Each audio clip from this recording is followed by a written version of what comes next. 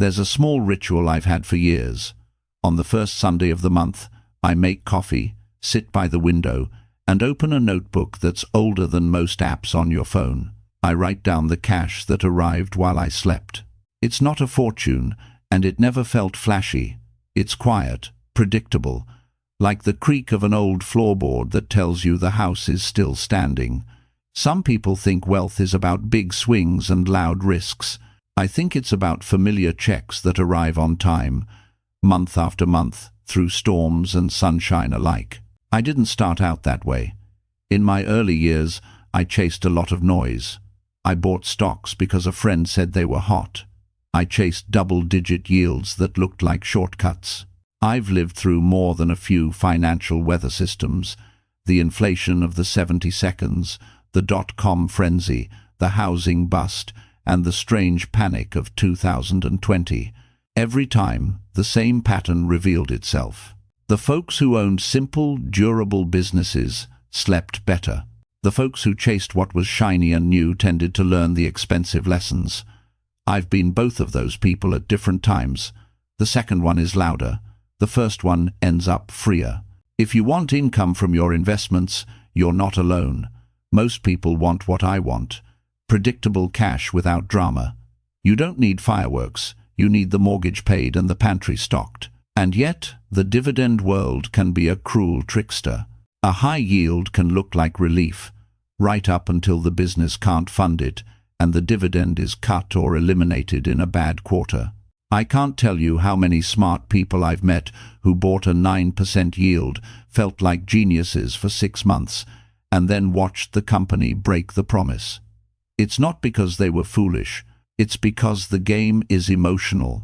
The higher the stress, the more we want big relief now.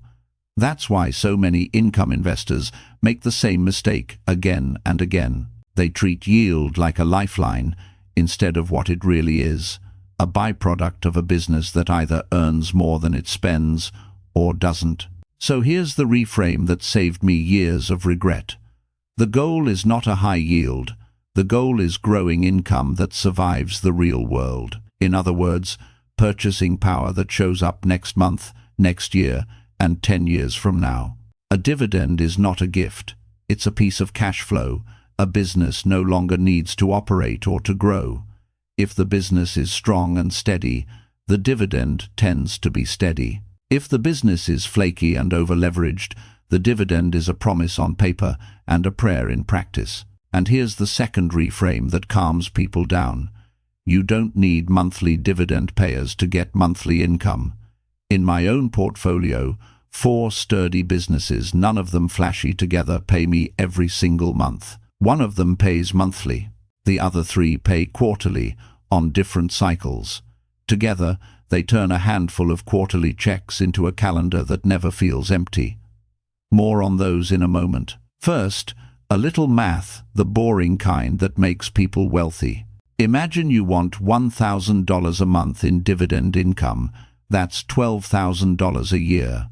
If your average yield is 4%, you need $300,000 invested.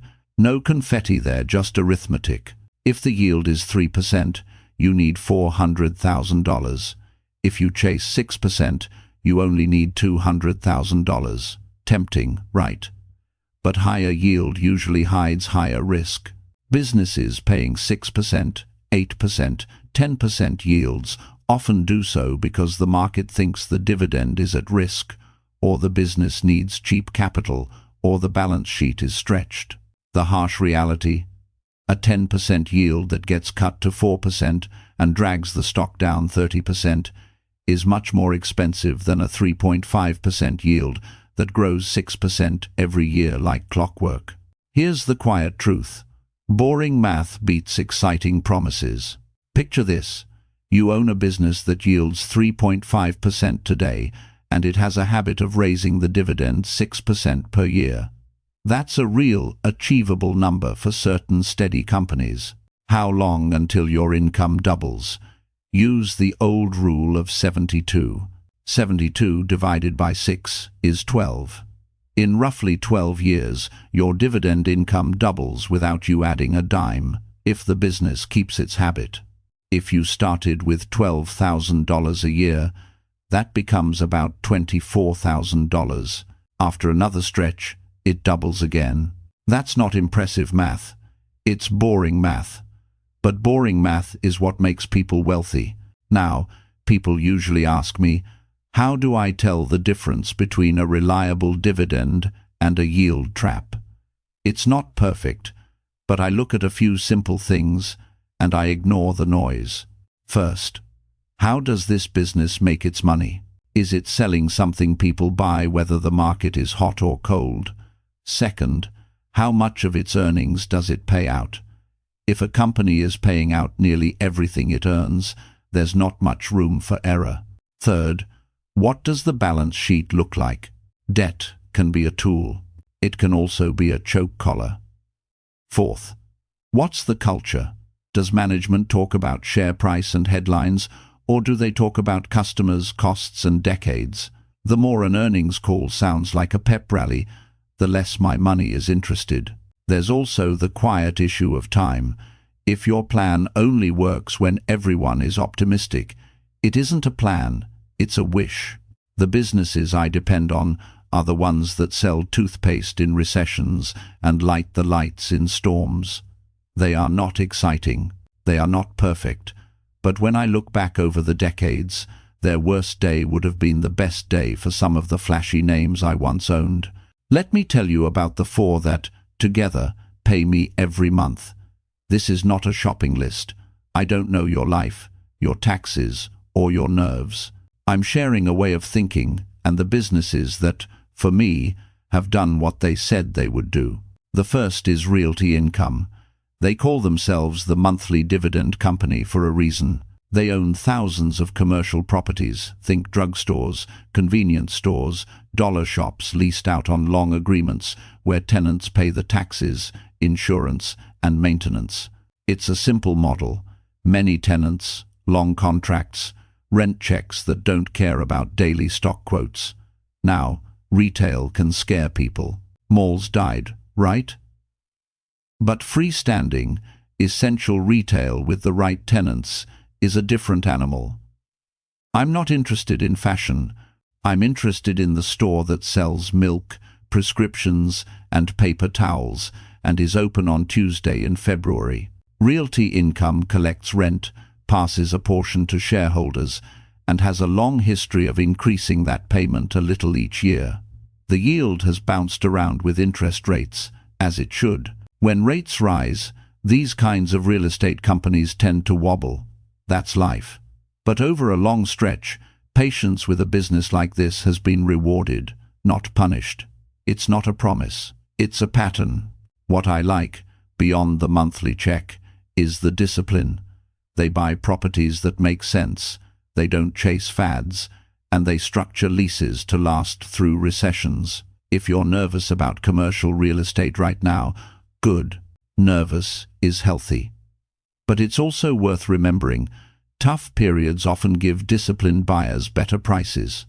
Realty Income is not the highest yielder in the world, and I like that about it. A moderate yield with steady increases beats a sky-high payout that keeps me awake. The second business is Procter & Gamble. I don't buy laundry detergent companies because they're exciting. I buy them because people hate running out of laundry detergent. That need doesn't disappear in a recession. Toothpaste, diapers, dish soap, these are rhythms of life. Over a very long time, a company like P&G learned how to be boring on purpose. They shave pennies off costs. They tweak prices without losing customers. They widen the moat one product at a time. They have paid and raised dividends for generations. Today's yield won't impress a person who needs fireworks, but the habit of raising the dividend year after year through all kinds of weather is what lets income double over the years without playing hero. When I look at P&G, I'm not reading tea leaves. I'm asking, does the world get more stable, clean, and cared for, or less? As billions of people rise into the middle class globally, they tend to buy more of the products P&G sells. A company like this isn't immune to problems, currency swings, competition, private labels. None of that is trivial, but there is a humility in selling what people must buy that makes the dividend less fragile. The third is Johnson & Johnson.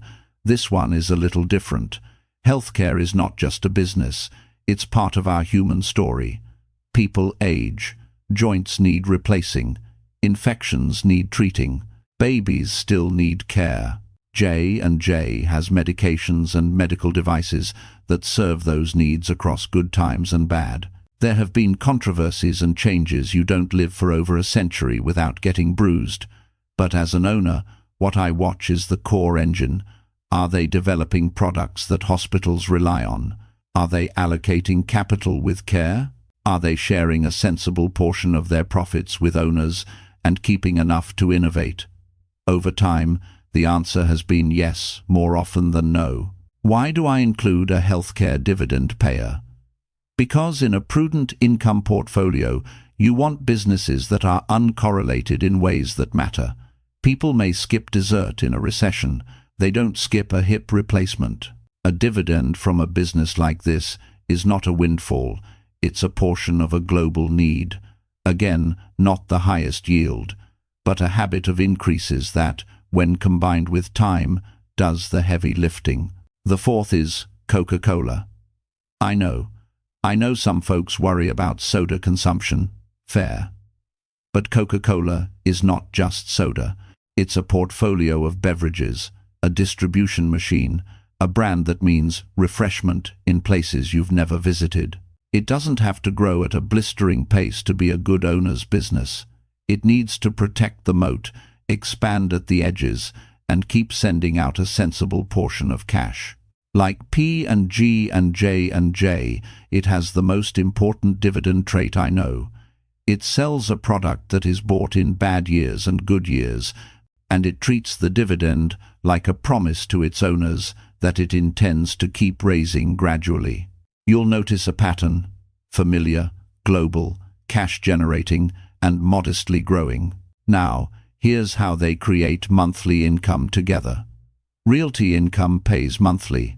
The others pay quarterly, but on different month cycles. Companies don't all send checks in the same months, which is a blessing if you think like a planner. With the right mix, there's always something arriving. I'm not suggesting you time your bills to their checks.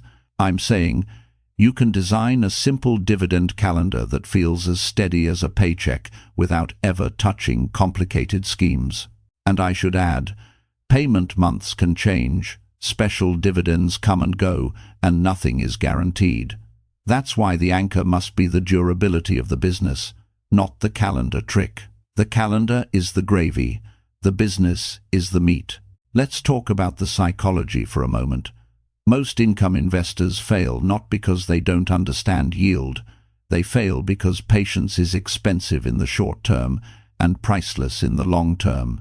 In a year like 2022, when rates jump and prices fall, the temptation is to sell the steady businesses and chase whatever moved last week.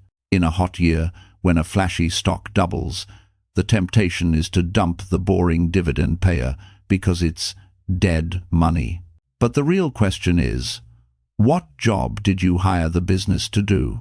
If you hired it to send cash and grow that cash faster than inflation for decades, it is doing its job when it deposits the dividend on time and raises it gently. Selling because the share price went flat is like firing a reliable mail carrier because the truck isn't shiny. Here's more simple math that matters. Imagine you reinvest your dividends for the first 10 years. P&G raising 5-7%, J&J raising 5-7%, Coca-Cola somewhere in that zone, Realty Income ticking up smaller amounts more frequently. If each year the total income throws off, say, $5,000 at the start, and you reinvest, those new shares increase your future income without you lifting a finger. After a decade, the combined effect of dividend growth plus reinvestment can be quietly large. Then, when you need the income, you turn off reinvestment and let the cash land in your account. The snowball you built in the quiet years rolls on its own.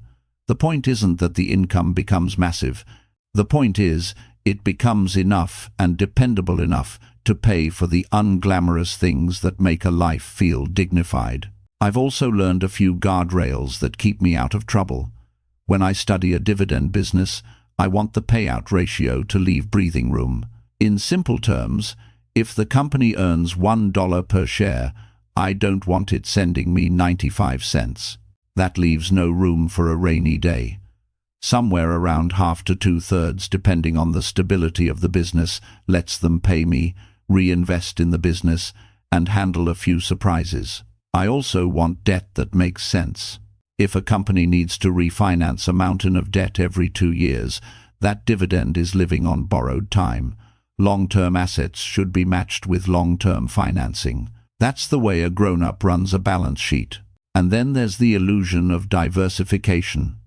Some folks own 50 dividend stocks and think they're safe, but they own 10 banks, 12 oil names, 8 retailers, and they all cough at the same time when a certain storm hits. I prefer to know what I own and why.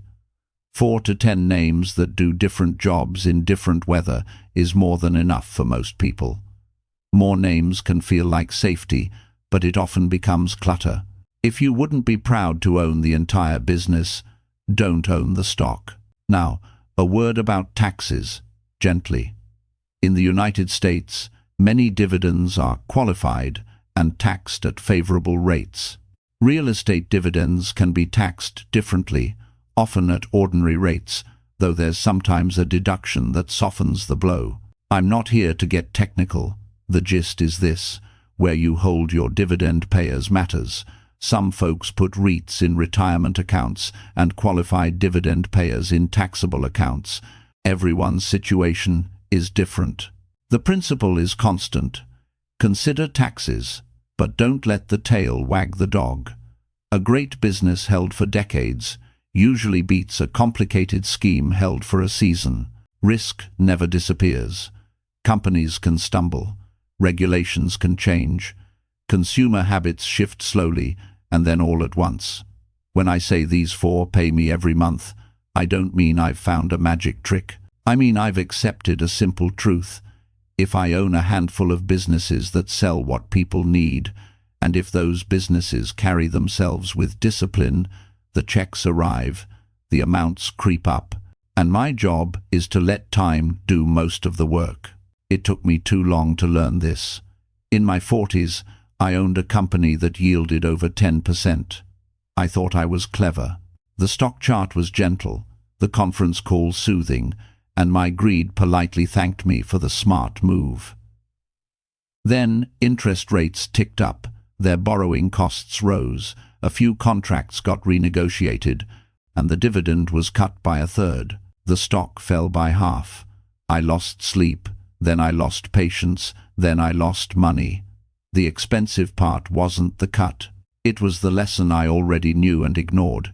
If you need a contract to make a business work, you don't own a business, you own a hope.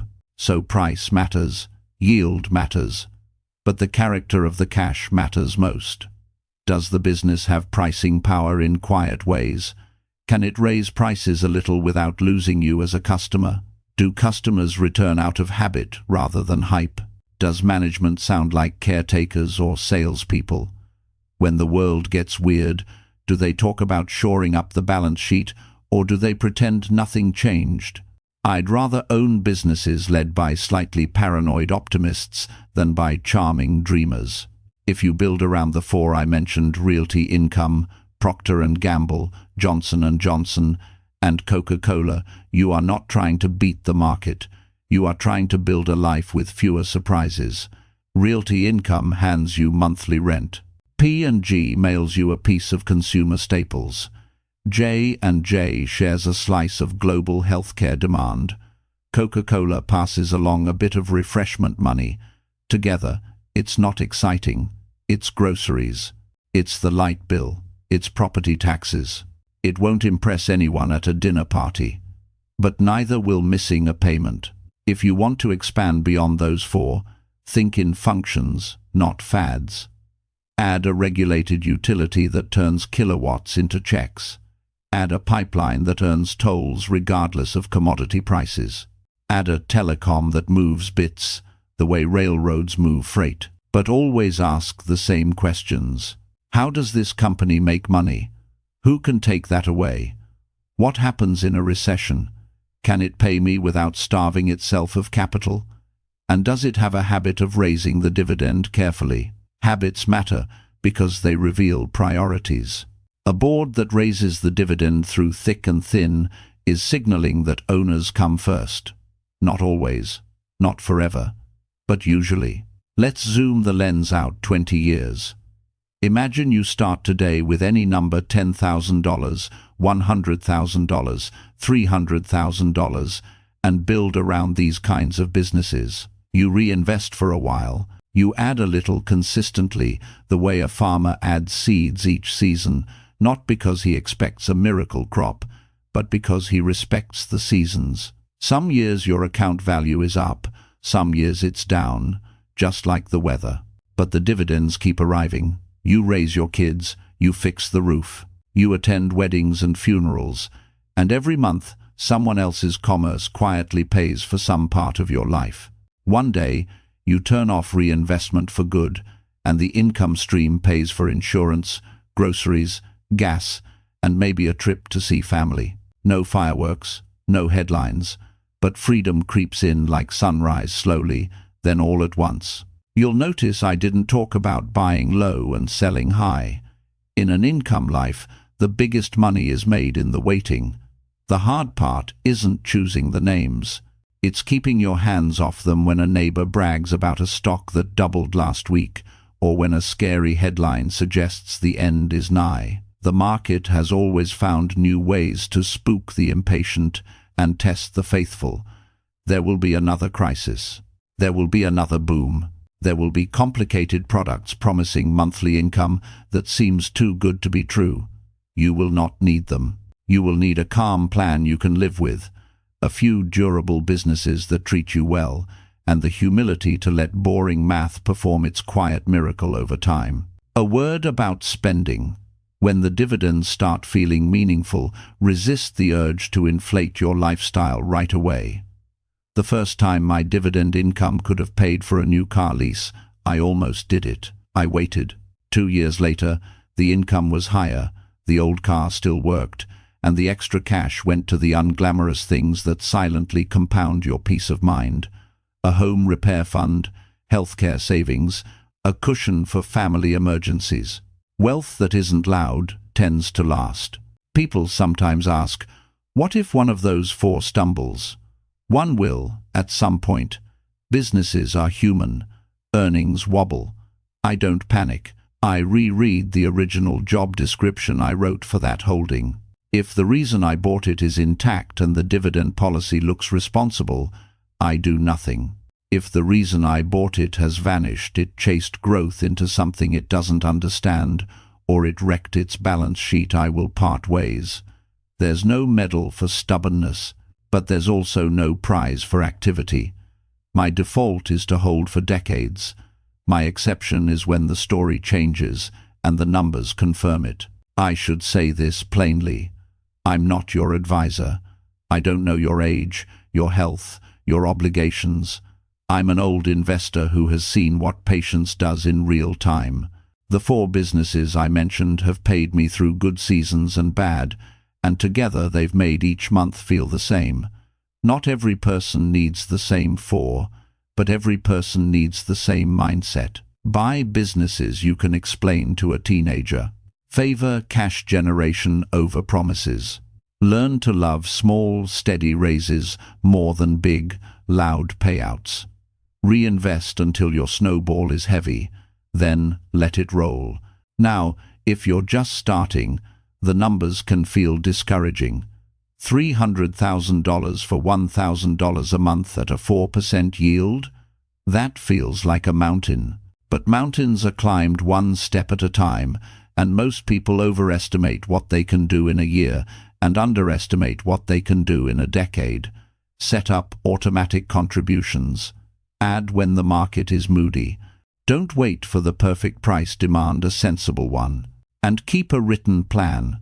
When fear shows up, it erases memory. Your plan will remind you that you hired these businesses for their steadiness, not their sprints. When you think you need more entertainment in your portfolio, take a walk instead. Call someone you love. Read an annual report. Go look at a grocery store shelf and ask yourself which brands make a family reach without thinking. That reach is your dividend. That habit is your moat. And that quiet, repetitive behavior across millions of households is what pays you, little by little, month after month, for a very long time. If you enjoy this kind of quiet, long-term thinking, you might enjoy what we do here at Quiet Wealth. You're welcome to subscribe. I'll leave you with this. Money is not the point. Peace is. Freedom is paying the bills with cash your younger self put to work. Freedom is deciding how you spend your days, who you spend them with, and what you say no to. No investment can give you more hours, but the right ones can give you back the hours you currently spend worrying. The checks that arrive each month from a few humble businesses are a reminder that time, discipline, and patience are still undefeated. The loudest thing in my financial life is the quiet consistency of those dividends, and that is enough.